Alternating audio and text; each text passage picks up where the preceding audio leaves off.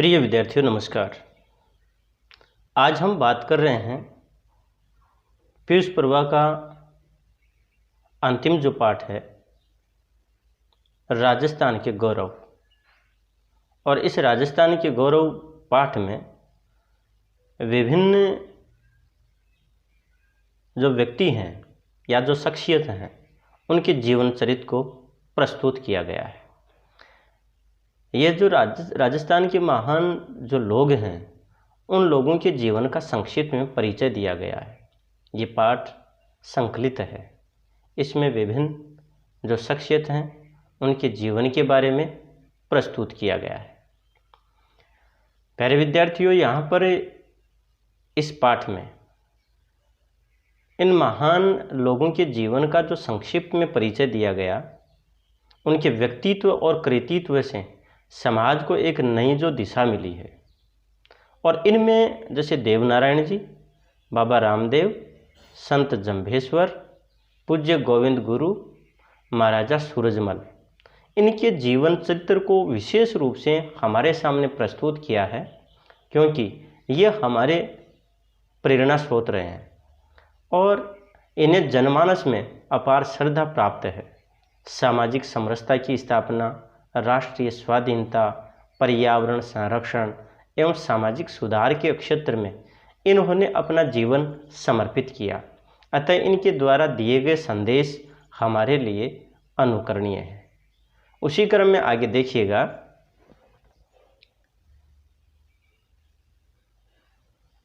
यहाँ पर राजस्थान की जो धरती है उसके बारे में लेखक ने बताया है कि राजस्थान रणबांकुरों की धरती है। एक से बढ़कर एक साहसी और तेजस्वी योद्धाओं ने इस धरती पर जन्म लिया है। रणभूमि में जिनके रौद्र रूप को देखकर शत्रुओं में भय व्याप्त हो जाता था, ऐसे एक दो नहीं अनेक पराक्रमियों को इस वीर प्रसूता भूमि ने अपनी गोद में पाला है। तभी तो इस भूमि के लिए कहा जाता है कि केसरी न है निपजे अठे, न है हीरा निपजंत, सिर कटिया खग सांबना, इन धरती उपजंत। प्यारे विद्यार्थियों, यहाँ पर जो बात कही गई है राजस्थान के रणबांकुरों के रूप में, राजस्थान के वीरों के बारे में, राजस्थान के वीर शहीदों के बारे में, यहाँ पर एक से बढ़कर जो एक तेजस्वी योद्धा हैं उन्होंने जन्म लिया है। हमारे यहाँ की जो धरती है वो वीर प्रसूता धरती है, वीर प्रसूता भूमि है, यानी वीरों को जन्म देने वाली धरती है। और इसीलिए इस संदर्भ में ये बात कही गई कि केसरी न निपजय अठे, यहाँ पर न तो केसर है वो पैदा होती है या उसकी फसल होती है, और न है हीरा निपजंत, और न ही यहाँ पर हीरों की खाने हैं। यहाँ तो सिर कटिया खग सांबना, इन धरती उपजंत, अर्थात इस वीर प्रसूता भूमि पर तो ऐसे वीर जन्म लेते हैं जो सिर के कटने के बाद भी वो अपने जो खड्ग है, अपनी जो तलवार है उसको संभाले हुए और शत्रु के दांत खट्टे कर देते हैं, अर्थात यानी कि उनका सामना करते रहते हैं, अंतिम समय तक भी वो लड़ते रहते हैं। ऐसे वीरों को पैदा करने वाली ये वीर प्रसूता भूमि राजस्थान की भूमि है। इसी क्रम में यहाँ पर लेखक ने यानी कि इस दोहे का ही अर्थ यहाँ पर प्रस्तुत किया है। तो देखिएगा, इस धरती पर न तो केसर पैदा होती है और न हीरों की खाने हैं। यहाँ तो ऐसे वीर जन्मते हैं जो सिर कट जाने पर भी लड़ते हैं। इस धरती ने झुंझारों के समान ही त्यागी, तपस्वी और भक्त भी उत्पन्न किए हैं। हमारे देश में उच्च स्तर के योगी और रणभूमि में वीर गति पाने वाले योद्धा दोनों को ही मोक्ष का अधिकारी माना गया है। यही कारण है कि इस वीर प्रसूता भूमि ने ऐसे श्रेष्ठ पुरुषों को जन्म दिया जो शस्त्र व शास्त्र दोनों में निष्णांत थे। एक और तलवार के धनी थे तो दूसरी ओर पहुँचे हुए सिद्ध थे। प्यारे विद्यार्थियों, यहाँ पर लेखक बताता है कि ये जो धरती है, इस धरती पर कोई केसर है यानी उसकी फसल नहीं होती, हीरों की खान यहाँ पर नहीं है, यहाँ ऐसे वीर जन्म लेते हैं जो सिर कट जाने के बाद भी वो लड़ते रहते हैं। यहाँ इस धरती के ऊपर ऐसे झुंझार यानी कि संघर्ष करने वाले जो लोग हैं वो यहाँ पर रहते हैं। ऐसे त्यागी और तपस्वी और भक्त लोग उत्पन्न हुए हैं। हमारे देश में उच्च स्तर के योगी और रणभूमि में वीरगति पाने वाले जो योद्धा हैं, उन दोनों को ही मोक्ष मिलने का अधिकारी माना गया है, ऐसा माना जाता है। यही कारण है कि इस वीर प्रसूता भूमि पर यानी वीरों को जन्म देने वाली जो ये धरती है, यहाँ पर श्रेष्ठ जो पुरुष हैं वो शस्त्र और जो शास्त्र दोनों में निष्णांत थे यानी कि प्रवीण थे। एक और जो तलवार के धनी थे तो दूसरी ओर पहुंचे हुए सिद्ध भी रहे हैं। इसी क्रम में आगे देखिए, यहाँ पर लेखक बताता है कि एक और तलवार के धनी थे तो दूसरी ओर पहुंचे हुए सिद्ध भी थे। अपनी सिद्धियों और शूरता का उपयोग जिन्होंने अन्याय का प्रतिकार करने, लोक जागरण में तथा समाज में समता निर्माण करने में किया, परिणाम स्वरूप शताब्दियों के बाद आज भी लोग उनके नाम का स्मरण करते हैं। उनकी समाधियों पर मेले लगते हैं और उन मेलों में दूर दूर से यात्रु पैदल चलकर भी लाखों की संख्या में वहाँ पहुँचते हैं तथा अपने कष्टों को दूर करने की मनौती मांगते हैं। प्यारे विद्यार्थियों, यहाँ पर लेखक कहता है कि यहाँ के जो श्रेष्ठ पुरुष महापुरुष हैं वो एक तरह से यानी कि अपनी विद्वता या शास्त्र उनमें नहीं बल्कि वो एक तरफ यानी तलवार के धनी रहे हैं तो वहीं पर बहुत बड़े सिद्ध भी रहे हैं और उन्होंने अपनी सिद्धियों के बल पर, शूरता के बल पर अन्याय का हमेशा विरोध किया। लोक जागरण में तथा समाज में समता समानता निर्माण करने का कार्य उन्होंने किया और कई शताब्दियों के बाद भी आज जो लोग हैं उनको याद करते हैं। उनकी जो समाधि हैं वहाँ पर जाते हैं, माथा टेकते हैं और वहाँ पर मेला बढ़ता है। दूर दूर से जो यात्रीगण हैं वो वहाँ जा कर के और अपनी मनौतियाँ मांगते हैं और वहाँ जाने के पश्चात उनके कष्टों का निराकरण भी होता है। उसी क्रम में आगे देखिए,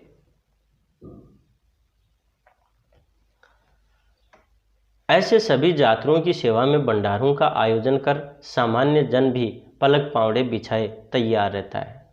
उनके थके मांदे लहूलुहान पैरों को गर्म पानी से धोना, उनकी मालिश करना, उनके लिए गर्मा गर्म चाय, अल्पाहार व भोजन की निःशुल्क व्यवस्था करने में बड़े धनिक और सामान्य जन अपने को धन्य मानते हैं।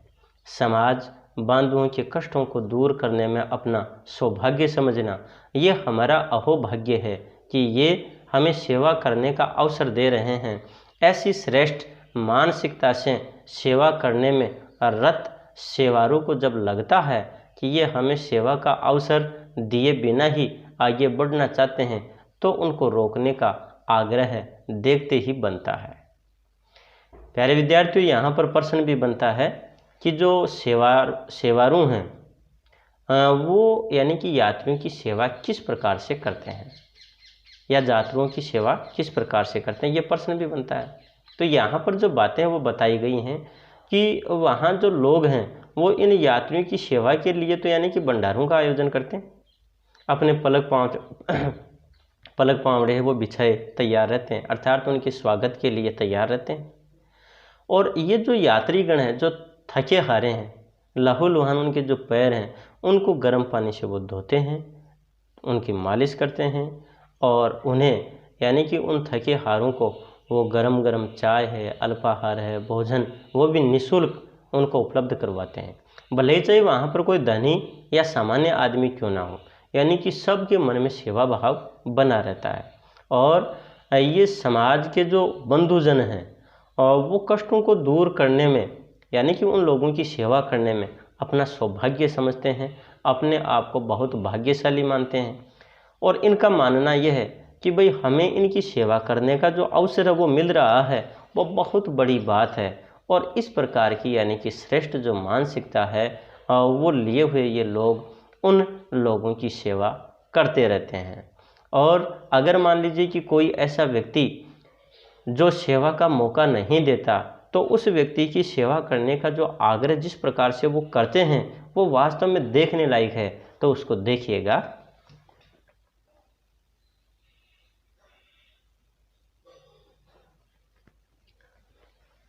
हाथ जोड़कर विनती कर रहा है।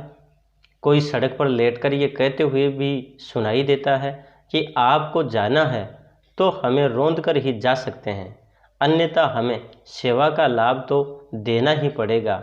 ऐसे अविस्मरणीय दृश्य हर वर्ष इन दूर दूर से पैदल चलकर आने वाले यात्रियों को उनके मार्ग में स्थान स्थान पर दिखाई देते हैं। ये सब उन श्रेष्ठ पुरुषों के त्याग व तपस्या का ही फल है जो आज भी दृष्टिगोचर हो रहा है। हम ऐसे ही नरपुंगों के कृतित्व से अपना जीवन प्रकाशमय बनाए, समाज में समरसता का संचार करें और लोक सेवा में लगकर अपना जीवन धन्य कर लें। दोस्तों, यहाँ पर यानी कि उन सेवारुओं के द्वारा जो यात्री हैं उनकी सेवा करने के लिए आग्रह जो बताया वो अपने आप में एक अलग है। और यहाँ पर लेखक जो है वो बताता है कि ये जो सेवारू हैं वो सड़क पर लेट करके और ये बात कहते हुए सुनाई पड़ते हैं कि अगर आप हमें सेवा का मौका नहीं दे रहे हैं तो आप हमें रौंद कर चले जाइए, नहीं तो फिर हमें सेवा का लाभ देना ही पड़ेगा। और इस प्रकार के जो न भूलने वाले अविस्मरणीय जो दृश्य हैं वो हमें देखने को मिलते हैं। यहाँ पर हर वर्ष दूर दूर से यानी कि जो यात्रीगण हैं वो पैदल चल कर के आते हैं और वहाँ रास्ते में जगह जगह पर यानी कि जो सेवारू है वो मौजूद मिलते हैं। और ये जो सब श्रेष्ठ जो पुरुष उनका त्याग और तपस्या का ही मूल फल है जो यानी कि इनकी सेवा करते हैं। सभी के मन में ये जो महापुरुष रहे हैं उनके प्रति हमेशा श्रद्धा और सम्मान का भाव बना रहा है। तभी तो इस प्रकार से भले ही चाहे कोई व्यक्ति कितना ही धनी क्यों ना हो वो भी उनकी सेवा करता है। वहाँ पर समानता का भाव देखने को मिलता है। जो समाज में समरसता का जो संचार है वो भी वहाँ देखने का मौका मिलता है। वहीं पर हमें एक प्रेरणा भी मिलती है कि हमें भी जीवन में हमेशा चारों ओर आलोक फैलाना चाहिए, प्रकाश फैलाना चाहिए, हमें समरसता का संचार करना चाहिए और लोक सेवा में अपने जीवन को लगाना चाहिए। प्यारे विद्यार्थियों, आज इस पाठ में हम इस टॉपिक में हम इतना ही पढ़ेंगे, या फिर यूँ कहें कि इस वीडियो में हम आज इतना ही अध्ययन करेंगे। और कल या फिर आगे आने वाला जो आपका वीडियो है यानी कि उसमें हम लेकर के आएंगे एक महान शख्सियत देव नारायण जी के बारे में बात करेंगे और उनके द्वारा समाज सेवा लोगों को दिया गया यानी कि एक पर्चा या जो चमत्कार उसके बारे में हम बात करेंगे। तब तक के लिए नमस्कार, धन्यवाद।